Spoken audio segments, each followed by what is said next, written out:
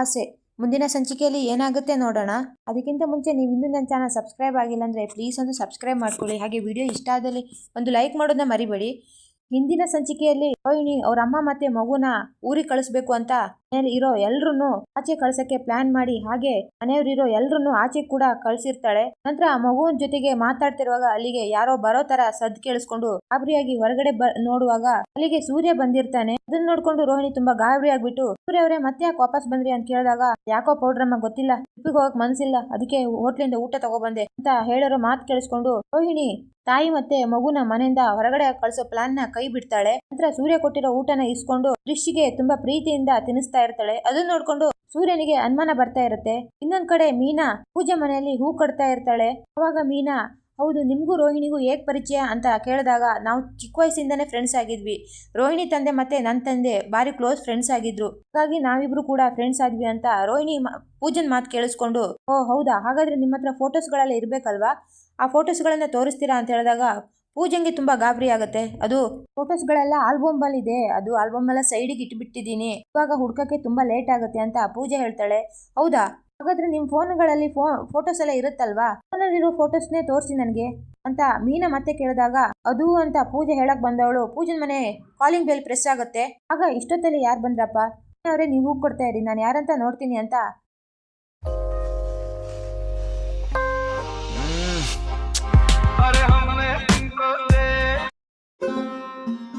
ಎದ್ದು ಕಮಲ ಕಮಲ ಭೇದ ಭಾವ ಮಾಡೋಲ್ಲ, ಕೆಂಪು ಅಥವಾ ಹಸಿರು ಎಲೆ ಇರಲಿ, ಅವರೇ ನೀವು ಹೂ ಕೊಡ್ತಾ ಇರಿ, ನಾನು ಯಾರಂತ ನೋಡ್ತೀನಿ ಅಂತ ಪೂಜೆ ಬಂದ್ಬಿಟ್ಟು ಡೋರ್ ಓಪನ್ ಮಾಡಿ ನೋಡಿದಾಗ ಅಲ್ಲಿ ಮೇಕೆ ಮಂಜಣ್ಣ ನಿಂತಿರ್ತಾನೆ.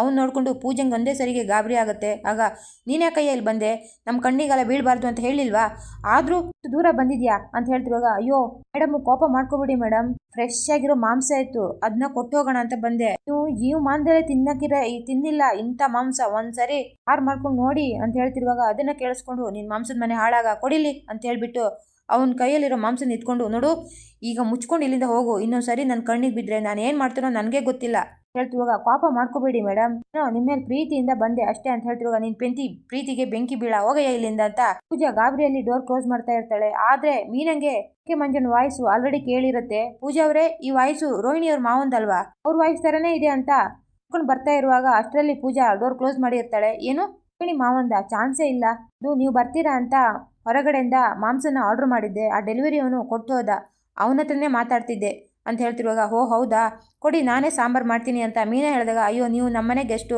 ನಿಮ್ಮ ಕೈಯಲ್ಲಿ ಅಡುಗೆ ಮಾಡಿಸೋದು ಅಂತ ಹೇಳಿದಾಗ, ಪರವಾಗಿಲ್ಲ ನನಗೆ ಅಡುಗೆ ಮಾಡೋದಂದ್ರೆ ತುಂಬಾ ಇಷ್ಟ, ಕೊಡಿ ಅಂತ ಹೇಳ್ಬಿಟ್ಟು ಮೀನಾ ಅಡುಗೆ ಮಾಡಿ ಪೂಜಂಗೆ ಊಟಕ್ಕೆ ಹಾಕಿದಾಗ, ವಾವ್ ನೀವು ಮಾಡೋ ಅಡುಗೆ ಎಷ್ಟು ಸೂಪರ್ ಆಗಿರುತ್ತೆ, ನೀವು ಒಂಥರ ಆಲ್ ಇನ್ ಒನ್ ತರ, ಆದ್ರೂ ನಿಮ್ಮ ಅತ್ತೆ ನಿಮ್ಗೆ ಯಾಕೆ ಅಷ್ಟೊಂದು ಬೈತಾರೆ, ಯಾವಾಗ ನೋಡಿದ್ರು ನಿಮ್ಗೆ ಬೈತಾನೇ ಇರ್ತಾರೆ ಅಂತ ರೋಹಿಣಿ ಹೇಳ್ತಾ ಇದ್ಲು ಅಂತ ಪೂಜೆ ಹೇಳಿದಾಗ, ಏನ್ ಮಾಡಕ್ಕಾಗತ್ತೆ, ನಾವು ಕೇಳ್ಕೊ ಬಂದಿರೋದೇ ಇಷ್ಟು ಅಂತ ಮೀನಾ ಹೇಳ್ತಾಳೆ. ಒಂದ್ ವೇಳೆ ನಾನು ನಿಮ್ಮ ಪ್ಲೇಸಲ್ಲಿ ಇದ್ದಿದ್ರೆ ನಿಮ್ಮ ಅತ್ತೆ ಮೇಲೆ ನಾನು ಪೊಲೀಸ್ ಕಂಪ್ಲೇಂಟ್ ಕೊಟ್ಟು ಕಂಬಿ ಹಿಂದೆ ಹಾಕ್ತಿದ್ದೆ ಅಂತ ಪೂಜನ್ ಮಾತು ಕೇಳಿಸ್ಕೊಂಡು, ಆ ಥರ ಎಲ್ಲ ಹೇಳ್ಬೇಡಿ ಪೂಜಾ ಅವರೇ, ಅವರೆಷ್ಟಾದ್ರೂ ದೊಡ್ಡವರು, ನನಗೆ ಬೈಯೋ ಹಕ್ಕು ಅಧಿಕಾರ ಅವರಿಗಿದೆ, ನನಗೆ ಬೈತಾರೆ ಹೊಡಿತಾರೆ ಅಂದ ತಕ್ಷಣ ಅವ್ರನ್ನ ನಾವು ಕೆಟ್ಟವರು ಅಂತ ಹೇಳ್ಬಾರ್ದು, ಅವ್ರ ಮನಸ್ಥಿತಿ ಹೇಗಿರುತ್ತೋ ಆ ತರ ನಡ್ಕೊಂತಾರೆ. ಅದು ಅಲ್ಲದೆ ನಾನೇನು ಶ್ರೀಮಂತರ ಮನೆಯಿಂದ ಬಂದವಳಲ್ಲ ಅಲ್ವಾ, ರೋಹಿಣಿ ಮತ್ತೆ ಶ್ರುತಿ ಆದ್ರೆ ಶ್ರೀಮಂತರ ಮನೆಯಿಂದ ಬಂದವರು, ಅವ್ರ ಮೇಲೆ ಪ್ರೀತಿ ಜಾಸ್ತಿ ಇದೆ, ನನ್ನ ಮೇಲೆ ಸ್ವಲ್ಪ ಕಡಿಮೆ ಇದೆ, ಆದ್ರೆ ನಾನು ಇದಕ್ಕೆ ಯಾವುದಕ್ಕೂ ತಲೆ ಕೆಡಿಸ್ಕೊಳ್ಳಲ್ಲ, ಎಲ್ಲರೂ ಒಟ್ಟಾಗಿ ಹೊಂದ್ಕೊಂಡು ಹೋಗ್ಬೇಕು ಅನ್ನೋದು, ಮನೆಯಲ್ಲಿ ಶಾಂತಿ ನೆಮ್ಮದಿ ಇರ್ಬೇಕು ಅನ್ನೋದೇ ನನ್ನ ಆಸೆ ಅಂತ ಮೀನಾ ಹೇಳಿರೋ ಮಾತನ್ನು ಕೇಳಿಸ್ಕೊಂಡು, ಇವ್ರು ಎಷ್ಟು ಒಳ್ಳೆಯವರು, ಒಬ್ರ ಬಗ್ಗೆನೂ ಒಂದ್ ಕೆಟ್ಟದಾಗ ಮಾತಾಡಲ್ಲ, ಆದ್ರೆ ಆ ರೋದ್ ನೋಡಿದ್ರೆ ಯಾವಾಗ್ಲೂ ಇವ್ರನ್ನ ಬೈತಾನೇ ಇರ್ತಾಳೆ ಅಂತ ಮನ್ಸಲ್ಲೇ ಅನ್ಕೊಂತಾಳೆ. ನಂತರ ಈ ಕಡೆ ಮೀನಾ, ಪೂಜಾ ಅವರೇ ನಂಗೆ ತುಂಬಾ ಲೇಟ್ ಆಯ್ತು, ತುಂಬಾ ಕೆಲಸ ಇರುತ್ತೆ, ನಾನು ಇನ್ ಬರ್ತೀನಿ ಆಯ್ತಾ, ನಿಮ್ಗೆ ಹೂ ಕೊಟ್ಟದ್ ಗೊತ್ತಾಗಿರ್ಬೇಕಲ್ವಾ, ಗೊತ್ತಾಗಿಲ್ಲ ಅಂದ್ರೆ ನನ್ನ ಹತ್ರ ಕೇಳಿ, ನಾನು ಫೋನಲ್ಲೇ ಹೇಳ್ತೀನಿ ಅಂತ ಹೇಳ್ಬಿಟ್ಟು ಪೂಜಂಗೆ ಬಾಯಿ ಹೇಳ್ಬಿಟ್ಟು ಮೀನಾ ಕಡೆ ಬರ್ತಾ ಇರ್ತಾಳೆ. ಇನ್ನೊಂದ್ ಕಡೆ ದೇವಸ್ಥಾನದಿಂದ ಶಾಂತಿ ಕೂಡ ಮನೆಗೆ ಬರ್ತಾ ಇರ್ತಾಳೆ. ಆಗ ರಂಗನಾಥ್ ಫ್ರೆಂಡ್ ಸಿಕ್ಕಿ ಅವ್ರಲ್ಲೇ ಮಾತಾಡ್ತಾ ಇರುವಾಗ ಶಾಂತಿ ಮನೆಗೆ ಬಂದು ನೋಡ್ತಾ ಇರುವಾಗ,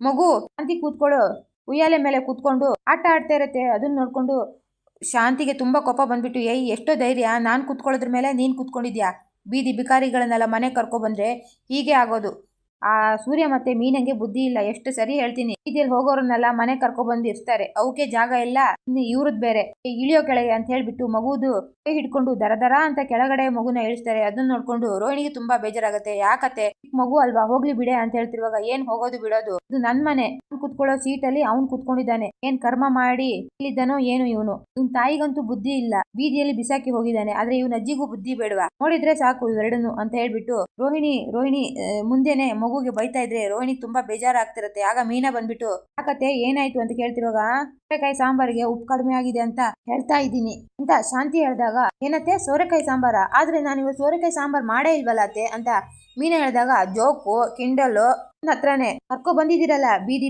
ಹೋಗೋನೆಲ್ಲ ಮನೆ ಕರ್ಕೊ ಬಂದು ಇರ್ಸಿದ್ದೀರಾ. ನಾನ್ ಕುತ್ಕೊಳ್ಳೋ ಸೀಟಲ್ಲಿ ಅವ್ನ್ ಕುತ್ಕೊಂಡು ಉಯ್ಯಾಲೆ ಆಡ್ತಾ ಇದ್ದಾನೆ. ಉಯ್ಯಾಲೆ ಕೊಂಡವ್ರ ಮನೆ ಅಂದ್ರೆ ಧರ್ಮ ಛತ್ರ ಆಗೋಗಿದೆ ಇವಕ್ಕೆಲ್ಲ. ಸಿಕ್ಕಿದ್ರೆ ಎಷ್ಟು ದಿನ ಬೇಕಾದ್ರೂ ಇಲ್ಲೇ ಒಕ್ಕರ್ಸ್ಕೊಂತಾರೆ ಅಂತ ಶಾಂತಿ ಬೈತಾ ಇರುವಾಗ ಅದನ್ನ ಕೇಳಿಸ್ಕೊಂಡು ಮೀನಂಗ್ ಬೇಜಾರಾಗ್ತಾ ಇರತ್ತೆ. ಅತ್ತೆ ಅವ್ರ ಅಜ್ಜಿ ಏನಾದ್ರು ಕೇಳಿಸ್ಕೊಂಡಿದ್ರೆ ಅಥವಾ ಅವ್ರ ತಾಯಿ ಇಲ್ಲಿದ್ದು ಏನಾದ್ರು ಕೇಳಿಸ್ಕೊಂಡಿದ್ರೆ ನಿಮ್ಮನ್ನ ಸುಮ್ನೆ ಬಿಡ್ತಿದ್ರ ಅತ್ತೆ ಅಂತ ಮೀನ ಹೇಳೋದ್ ಮಾತನ್ನ ರೋಹಿಣಿ, ನಾನು ಅಮ್ಮನಾಗಿ ಇಲ್ಲೇ ಇದ್ದೀನಿ, ಆದ್ರೆ ನನ್ಗೇನು ಮಾಡಕ್ ಆಗ್ತಿಲ್ಲ, ನನ್ ಕ್ಷಮಿಸ್ಬಿಡು ಕ್ರಿಶ್ ಅಂತ ಮನ್ಸಲ್ಲೇ ಅನ್ಕೊಂತಿರ್ತಾಳೆ. ಏನೇ ಮಾಡ್ತಾರೆ, ಇದು ನನ್ ಮನೆ ಕಣೆ, ಯಾರು ಏನು ಮಾಡಕ್ ಆಗಲ್ಲ ನನ್ನನ್ನ. ನನ್ ಮನೆಯಲ್ಲಿ ಬಂದು ಒಕ್ಕರ್ಸ್ಕೊಂಡಿದ್ದು ಇವ್ರು ಅಂತ ಹೇಳ್ತಿರುವಾಗ ಸೂರ್ಯ ಅಲ್ಲಿಗೆ ಬಂದ್ಬಿಟ್ಟು, ಯಾಕೆ ಸಕ್ರೆ ಏನಾಯ್ತು? ಏನಾದ್ರೂ ಒಂದ್ ಕ್ಯಾತೆ ತೆಗಿದ್ದಿಲ್ಲ ಅಂದ್ರೆ ನಿನ್ಗೆ ಅನ್ನ ತಿನ್ನದನ್ನ ಜೀರ್ಣನೇ ಆಗಲ್ವಾ ಅಂತ ಹೇಳ್ತಿರುವಾಗ, ನೆಮ್ಮದಿಯಾಗಕ್ಕೆ ನೀವಿಬ್ರು ಎಲ್ಲಿ ಬಿಡ್ತೀರಪ್ಪ, ನೀವಿಬ್ರು ಸಾಲ್ದು ಅಂತ ಇಬ್ರನ್ನ ಕರ್ಕೊ ಬಂದು ಮನೆಗೆ ಒಕ್ಕರಿಸಿದ್ದೀರಲ್ಲ ಅಂತ ಹೇಳ್ತಿರುವಾಗ, ಏನಾಯ್ತು ಸಕ್ರೆ ಈಗ ಅಂತ ಹೇಳ್ತಾರೆ. ಆಗ ಮೀನ ನಡೆದಿದ್ದೆಲ್ಲ ಹೇಳಿದಾಗ, ಸಕ್ರೆ ನಿಂದೇನು ದೊಡ್ಡ ಸಿಂಹಾಸನನ, ಅದ್ರಲ್ಲಿ ಒಂದ್ ಸ್ವಲ್ಪ ಹೊತ್ತು ಮಗು ಕೂತ್ಕೊಂಡು ಆಟ ಆಡಿದ್ರೆ ಏನಾಗುತ್ತೆ? ಮಗುನು ಬಿಡಲ್ವಾ ಸಕ್ರೆ ನೀನು ಅಂತ ಹೇಳ್ಬಿಟ್ಟು ಕೃಷ್ಣ ರೂಮಿಗೆ ಎತ್ಕೊಂಡು ಕರ್ಕೊಂಡು ಹೋಗ್ತಾನೆ. ಈ ಕಡೆ ಮನೋಜ್ ಬರ್ತಾ ಇರುವಾಗ ಸೂರ್ಯ ರೂಮಿಗೆ ಮಗುನ ಎತ್ಕೊಂತ ಹೋಗೋದು ನೋಡ್ಕೊಂಡು, ಅಮ್ಮ ಅವ್ರನ್ನ ಈಗಲೇ ರೂಮಿಂದ ಆಚೆ ಬರಕ್ ಹೇಳು, 24 ಗಂಟೆ ಒಂದ್ ರೂಮು ನನಗಿಲ್ಲ ಅಂದ್ರೆ ನಾನು ಹೇಗಿರೋದಮ್ಮ? ಆಫೀಸಲ್ಲಿ ನಿಂತ್ಕೊಂಡು ನನ್ನ ಕಾಲೆಲ್ಲ ನೋವು ಹಿಡ್ದೋಗಿದೆ, ಈಗ ಸ್ವಲ್ಪ ಹೊತ್ತು ರೆಸ್ಟ್ ಮಾಡ್ಬೇಕು ಅಂದ್ರೂ ರೂಮ್ ಇಲ್ಲ, ನೀನೇ ಹೇಳಮ್ಮ ಅವ್ರ ಹತ್ರ ಆಚೆ ಬರೋದಕ್ಕೆ ಅಂತ ಮನೋಜ್ ಹೇಳ್ತಿರುವಾಗ, ನಿನ್ ಹೆಂಡತಿಗೆ ಹೇಳಿ ಅವ್ರನ್ನ ಮನೆಯಿಂದ ಫಸ್ಟ್ ಹೊರಗಾಕು ಅಂತ ಹೇಳ್ಬಿಟ್ಟು ರೂಮಿಗೆ ಬರ್ತಾ ಇರುವಾಗ ಮೀನಾ ಆಲ್ರೆಡಿ ಸೀರೆನ ಬದಲಾಯಿಸ್ತಾ ಇರ್ತಾಳೆ. ಅದನ್ನ ನೋಡ್ಕೊಂಡು ಶಾಂತಿ ಹೊರಗಡೆ ಬಂದು, ಇಲ್ಲಿ ನೋಡಿದ್ರೆ ಇವಳು, ಅಲ್ಲಿ ನೋಡಿದ್ರೆ ಅವಳು, ನನ್ನ ಮನೆಯಲ್ಲಿ ನನಗೆ ಜಾಗ ಇಲ್ಲ ಅಂತ ಹೇಳ್ತಿರುವಾಗ ಅದನ್ನ ಕೇಳಿಸ್ಕೊಂಡು ಮೀನಾ ರೆಡಿ ಆಗ್ಬಿಟ್ಟು ಹೊರಗಡೆ ಬರ್ತಾಳೆ. ಆಗ ಸೂರ್ಯ ಅಲ್ಲಿಗೆ ಬಂದ್ಬಿಟ್ಟು, ಸಕ್ರೆ ನೀನ್ ನೋಡಿದ್ರೆ 3 ಹೊತ್ತು ರೂಮು ಅಂತಾನೆ, ನಿನ್ ಕಾಯಿಲೆ ಆ ನಿನ್ ಮಗನಿಗೂ ಬಂದಿದೆ, ಆ ಪೆಂಗ್ಯಂಗು. ಅವನು ನೋಡಿದ್ರೆ ಯಾವಾಗ ನೋಡಿದ್ರು ರೂಮು ಅಂತ ಇಬ್ರು ಸೇರ್ಕೊಂಡು ಸಾಯ್ತಾ ಇದ್ದೀರಾ. ಅಲ್ಲ ರೂಮ್ ಇಲ್ಲ ಅಂದ್ರೆ ನಿಮ್ಗೆ ಕೈಯಲ್ಲಿ ಬದುಕೋಕೆ ಆಗೋದಿಲ್ವಾ? ಏನ್ 3 ಹೊತ್ತು ರೂಮು ಅಂತೀರಲ್ಲ, ಆ ಮಗು ಏನು ಪರ್ಮನೆಂಟ್ ಆಗಿ ಇಲ್ಲೇ ಇರುತ್ತಾ? ಒಂದ್ 2 ದಿನ ಇರಕ್ ಬಂದಿದ್ದೀರಿ, ಅವ್ನ್ ನೆಮ್ಮದಿಯಾಗಿ ಇರ್ಲಿ ಬಿಡಿ, ಏನ್ ಸಕ್ರೆ ಯಾವಾಗ ನೋಡಿದ್ರು ಅಂತ ಹೇಳಿ ಶಾಂತಿಗೆ ಸೂರ್ಯ ಬೈತಿರುವಾಗ, ಬೈ ಇನ್ನೊಬ್ಬ ಬಾಕಿ ಇದೆ ನೋಡು, ಇಷ್ಟ ತನಕ ಎಲ್ರೂ ಆಯ್ತು, ಈಗ ನಿನ್ನ ಹತ್ರ ಅನ್ಸ್ಕೋಬೇಕು ಅಂತ ಹೇಳ್ಬಿಟ್ಟು ಶಾಂತಿ ಸೀದಾ ರೂಮಿಗೆ ಹೊರಟೋದಾಗ ಈ ಕಡೆ ಮನೋಜ್ ಬಂದ್ಬಿಟ್ಟು ರೋಹಿಣಿ ರೂಮು ಅಂತ ಹೇಳ್ತಿರುವಾಗ ರೋಹಿಣಿ ತುಂಬಾ ಕೋಪ ಬಂದಿರತ್ತೆ. ಮನೋಜ್ ಏನ್ ಮನೋಜ್ ನೀವು 24 ಗಂಟೆ ರೂಮು ಅಂತಿರಲ್ಲ, ಇಲ್ಲಿ ಹಾಸಿಗೆ ಹಾಸ್ಕೊಂಡು ಇಲ್ಲಿ ಮಲ್ಕೊಂಡ್ರೆ ನಿದ್ದೆ ಬರಲ್ಲ ಅಂತದ, ಯಾವಾಗ ನೋಡಿದ್ರು ರೂಮೇ ಆಗ್ಬೇಕಾ ನಿಮ್ಗೆ ಅಂತ ಹೇಳಿ ಮನೋಜ್ ಮೇಲೆ ರೇಗಾಡ್ದಾಗ ಮನೋಜಿಗೆ ಶಾಕ್ ಆಗಿ ಸೈಡಲ್ಲಿ ಹೋಗಿ ಕೂರ್ತಾನೆ. ಇದನ್ನ ಕೇಳಿಸ್ಕೊಂಡು ಮೀನಾ ಮತ್ತೆ ಸೂರ್ಯ ಮುಖ ನೋಡ್ಕೊಂಡು ಆಶ್ಚರ್ಯ ಪಡ್ತಾ ಇರ್ತಾರೆ. ನಂತರ ಮೀನಾ ಕೆಲಸ ಇದೆ ಅಂತ ಅಡ್ಗೆ ಮನೆಗೆ ಹೋದಾಗ ಸೂರ್ಯ ಹಿಂದೆ ಬಂದ್ಬಿಟ್ಟು, ಕೇಳಿಸ್ಕೊಂಡೆ ಮೀನಾ, ಪೌಡ್ರಮ್ಮ ಬರ್ತಾ ತುಂಬಾ ವಿಚಿತ್ರವಾಗಿ ಆಡ್ತಾ ಇಲ್ವಾ? ಮಗು ಮೇಲೆ ಅತಿಯಾದ ಪ್ರೀತಿ ತೋರಿಸ್ತಿದೆ ಅಂತ ಹೇಳ್ತಿರುವಾಗ, ಅದು ಸಾಮಾನ್ಯ ಅಲ್ವಾ ರೀ, ಹೆಣ್ಮಕ್ಳಿಗೆ ಮಕ್ಳ ಮೇಲೆ ತುಂಬಾ ಪ್ರೀತಿ ಇದ್ದೇ ಇರುತ್ತೆ, ಈಗ ನನ್ಗಿಲ್ವಾ ಹಾಗೆ ಅಂತ ಮೀನಾ ಹೇಳ್ತಿರುವಾಗ, ಅಯ್ಯೋ ಹಾಗಲ್ಲ ಪೌಡ್ರಮ್ಮ, ಮೀನಮ್ಮ, ಈ ಪೌಡ್ರಮ್ಮನ ಕಥೆನೇ ಬೇರೆ ಆಗಿದೆ. ಮಧ್ಯಾಹ್ನ ನಾನು ವಾಪಸ್ ಬಂದು ಊಟ ತಂದ್ಕೊಟ್ಟಾಗ ಈ ಪೌಡ್ರಮ್ಮ ಮಗುಗೆ ಪ್ರೀತಿಯಿಂದನೇ ಊಟ ಮಾಡಿಸ್ತಿದ್ಲು, ಈ ಕ್ರಿಶ್ ಮತ್ತೆ ಅವ್ರ ಅಜ್ಜಿ ಮನೆಗೆ ಬಂದಾಗ್ಲಿಂದ ಪೌಡ್ರಮ್ಮನ ವರ್ತನೆನೇ ಬದಲಾಗಿದೆ ಅಂತ ಸೂರ್ಯ ಹೇಳ್ತಿರೋದನ್ನ ಹೊರಗಡೆ ನಿಂತ್ಕೊಂಡು ರೋಹಿಣಿ ಕೇಳಿಸ್ಕೊಂತಾ ಇರ್ತಾಳೆ. ಈ ಕಡೆ ಯಾಕ್ರೆ ನಿಮ್ಗೆ ಈಗ ಅವಳ ಮೇಲೆ ಅನುಮಾನ ಅಂತ ಹೇಳ್ತಿರುವಾಗ, ಅದ್ ಹಾಗಲ್ಲ ಕಣೆ, ನನ್ಗ ಅನಿಸ್ತಿದೆ ಪೌಡ್ರಮ್ಮಗೆ ಮಗು ಬೇಕು ಅಂತ ಆಸೆ ಆಗಿರ್ಬೇಕು, ಅದಕ್ಕೆ ಮಗು ಮೇಲೆ ಅಷ್ಟೆಲ್ಲ ಪ್ರೀತಿ ತೋರಿಸ್ತಿದ್ದಾರೆ ಅಂತ ಹೇಳ್ತಿರುವಾಗ, ಆತರ ಎಲ್ಲ ಏನು ಇಲ್ಲ ರೀ, ನೀವ್ ಯಾಕೆ ಆತರ ಅನ್ಕೊಂತಿದ್ದೀರಾ? ಈಗ ನಾನು ಕೂಡ ಮಗು ಮೇಲೆ ಪ್ರೀತಿ ತೋರಿಸ್ತಿದ್ದೀನಿ, ಹಾಗಂತ ನನಗೂ ಮಗು ಬೇಕಂತನಾ ಅಂತ ಮೀನಾ ಕೇಳಿದಾಗ, ಅಯ್ಯೋ ನಿನ್ ಕತೆ ಬೇರೆ ಅವಳ ಕತೆ ಬೇರೆ ಕಣೆ, ಅದು ಅಲ್ಲದೆ ಲಕ್ಕಿ ಮೊನ್ನೆ ಬಂದು ಯಾರು ಫಸ್ಟ್ ಮಗು ಮಾಡ್ಕೊಂತಾರೋ ಅವರಿಗೆ ಆಸ್ತಿ ಬರೀತೀನಿ ಅಂತ ಹೇಳಿ ಹೋಗಿದ್ದಾಳ, ಇವ್ರಂದ್ರೆ ದುಡ್ಡು ಚಿನ್ನ ಅಂದ್ರೆ ಬಾಯಿ ಬಿಡ್ತಾರೆ, ಹಾಗಿರುವಾಗ ಮಗು ಮಾಡ್ಕೋಬೇಕು ಅಂತ ಮೋಸ್ಟ್ಲಿ ಪ್ಲಾನ್ ಮಾಡಿರ್ಬೇಕು, ಅದಕ್ಕೆ ಮಗು ಮೇಲೆ ಅತಿಯಾದ ಪ್ರೀತಿ ಉಕ್ಕಿ ಹರಿತಾ ಇದೆ, ಹಿಂಗ್ಯಾಕೋ ಹಾಗೆ ಅನಿಸ್ತಿದೆ ಅಂತ ಸೂರ್ಯ ಹೇಳ್ತಿರೋದನ್ನ ಕೇಳಿಸ್ಕೊಂಡು, ಇವ್ರು ಈ ತರ ಅನ್ಕೊಂತಿದಾರಾ, ಪರವಾಗಿಲ್ಲ ಇವ್ರು ಈ ತರನೇ ಅನ್ಕೊಳ್ಳಿ, ನಂಗೆ ಏನು ಪ್ರಾಬ್ಲಮ್ ಇಲ್ಲ ಅಂತ ಹೇಳ್ಬಿಟ್ಟು ರೋಹಿಣಿ ಈ ಕಡೆ ತಿರುಗುವಾಗ ಸೂರ್ಯ ಮತ್ತೆ ಮೀನಾ ಆಡಿರೋ ಮಾತನ್ನ ಮನೋಜ್ ಕೂಡ ಹಿಂದ್ಗಡೆ ನಿಂತ್ಕೊಂಡು ಕೇಳಿಸ್ಕೊಂತ ರೋಹಿಣಿನ ಒಳ್ಳೆ ರೊಮ್ಯಾಂಟಿಕ್ ಆಗಿ ನೋಡ್ತಾ ಇರ್ತಾನೆ. ಆಗ ರೋಹಿಣಿ ಗಾಬರಿ ಆಗ್ಬಿಟ್ಟು ಮನೋಜ್ ಕೈಯಿಂದ ತಪ್ಪಿಸ್ಕೊಂಡು ಚಾಪೆ ಹಾಸ್ಕೊಂಡು ಮಲ್ಕೊಂತ ಇರುವಾಗ, ರೋಹಿಣಿ ಸಾರಿ ರೋಹಿಣಿ, ನಿನ್ನ ಆಸೆ ಸೂರ್ಯನಿಗೆ ಅರ್ಥ ಆಯ್ತು, ಆದ್ರೆ ಗಂಡನಾಗಿ ನನಗೆ ಅರ್ಥ ಆಗಿಲ್ಲ, ನೀನು ಮಗು ಬೇಕು ಅಂತ ಆಸೆ ಪಡ್ತಿರೋದು ತಪ್ಪೇನು ಇಲ್ಲ, ಸರಿ ಆಯ್ತು ನಾವಿಬ್ರು ಮಗು ಮಾಡ್ಕೊಳ್ಳೋಣ ಅಂತ ಹೇಳಿದಾಗ ಅದನ್ನ ಕೇಳಿಸ್ಕೊಂಡು, ಏನ್ ಮನೋಜ್ ನೀವು ಇಷ್ಟು ದಿನ ಮಗು ಬೇಡ ಅಂತಿದ್ದು, ಈಗ ನೋಡಿದ್ರೆ ಮಗು ಮಾಡ್ಕೊಳ್ಳೋಣ ಅಂತ ಹೇಳ್ತಿದ್ರಲ್ಲ ಅಂತ ಹೇಳಿದಾಗ, ಅಷ್ಟು ದಿನ ನನಗೆ ಕೆಲಸ ಇರ್ಲಿಲ್ಲ ರೋಹಿಣಿ, ಈಗ ನಾನು ದೊಡ್ಡ ಬಿಸ್ನೆಸ್ ಮ್ಯಾನು, ಈಗ ನಾವು ಮಗು ಮಾಡ್ಕೊಂಡ್ರೆ ತಪ್ಪೇನು ಇಲ್ಲ, ಮಗು ಮಾಡ್ಕೊಳ್ಳೋಣ ರೋಹಿಣಿ ಅಂತ ಹೇಳ್ಬಿಟ್ಟು ರೊಮ್ಯಾಂಟಿಕ್ ಆಗಿ ಮನೋಜ ರೋಹಿಣಿ ಹತ್ರ ಬರ್ತಿರುವಾಗ ರೋಹಿಣಿ ಗಾಬರಿ ಆಗ್ಬಿಟ್ಟು, ಮನೋಜ್ ಈಗಷ್ಟೇ ಬಿಸ್ನೆಸ್ ಸ್ಟಾರ್ಟ್ ಮಾಡಿದಿರಾ, ಫಸ್ಟ್ ಬಿಸ್ನೆಸ್ ನ ಹೇಗೆ ಡೆವಲಪ್ ಮಾಡೋದು ಅನ್ನೋ ಬಗ್ಗೆ ಗಮನ ಕೊಡಿ, ಸುಮ್ಮನೆ ಕೆಲಸಕ್ಕೆ ಬಾರ್ದಿರೋ ಮಾತನ್ನೆಲ್ಲ ಮಾತಾಡ್ತಾ ಇರ್ಬೇಡಿ, ಹೋಗಿ ಬಿತ್ಕೊಳ್ಳಿ ಅಂತ ಹೇಳ್ಬಿಟ್ಟು ರೋಹಿಣಿ ಈ ಕಡೆ ತಿರ್ಕೊಂಡು ಮಲ್ಕೊಂಡಾಗ ಮನೋಜ್ಗೆ ಬೇಜಾರಾಗ್ಬಿಟ್ಟು ಸೈಡಲ್ಲಿ ಹೋಗಿ ಮಲ್ಕೊಂತಾನೆ. ಅಲ್ಲಿಗೆ ಈ ಸಂಚಿಕೆ ಮುಕ್ತಾಯವಾಗುತ್ತೆ ಫ್ರೆಂಡ್ಸ್. ಈ ವಿಡಿಯೋ ನಿಮ್ಗೆ ಇಷ್ಟ ಆದಲ್ಲಿ ಪ್ಲೀಸ್ ಒಂದು ಲೈಕ್ ಮಾಡಿ. ಸಿಗ್ತೀನಿ ಮುಂದಿನ ವಿಡಿಯೋದಲ್ಲಿ. Bye friends. हमारी लव स्टोरी।